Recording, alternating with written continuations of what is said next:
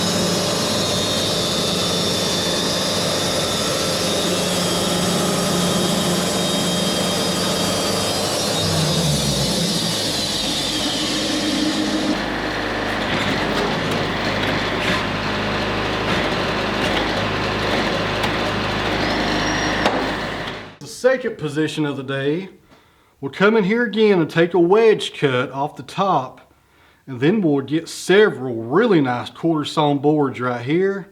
Then we'll finish it up and make a third maneuver on this log, or what's left of it, and this half will be done. It's going pretty good so far.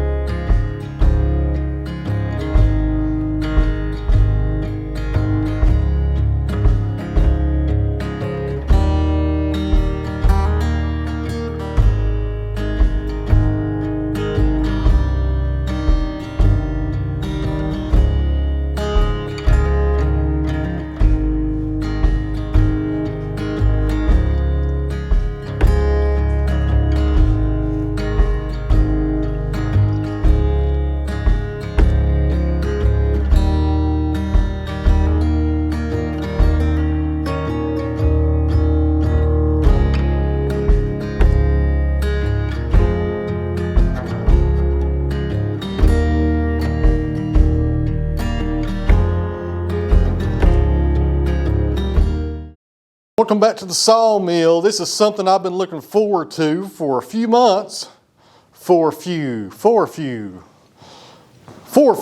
even a word either. For a few. Goodness.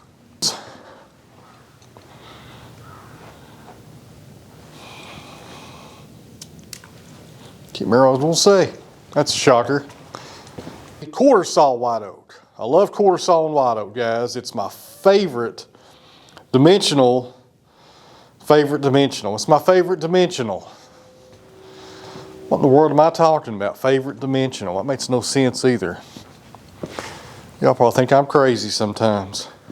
And the other reason this law, speaking German or something now, I'll tell you, this is getting crazy in here. This law is the pith is right there in the middle on both ends. It's the same position. It's not, you know, it's not, what am I doing here with my hand? Am I swimming? What am I doing here? This is going to take all day just to open up this log. Goodness sakes alive.